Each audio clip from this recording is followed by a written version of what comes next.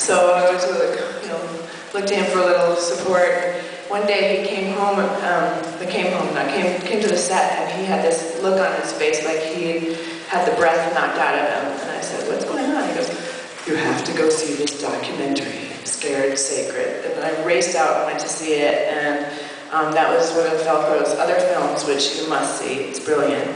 And I began to stalk him after that, and became friends with him, and then somehow wound up in this documentary. But I'd like to introduce to you my hero and a brilliant filmmaker, Velcro Ribbon.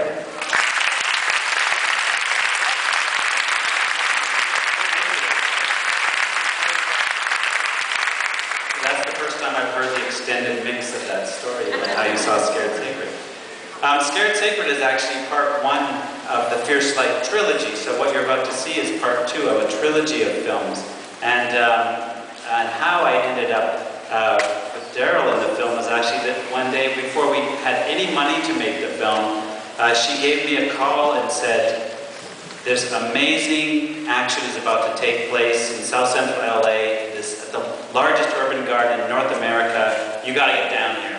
And I talked to my producer, and we're like, "Oh, we don't even have any money for the film," but we decided it was important enough. And I hopped on a plane, and hours later, I was at South Central Farms, and that story became the whole spine of what happened of Fierce Light. So we'll talk more about it afterwards, but that's really how Daryl ended up in the film.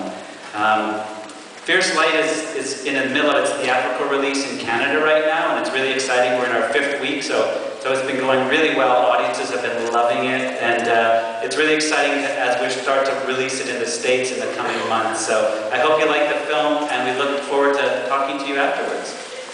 There'll be a Q&A.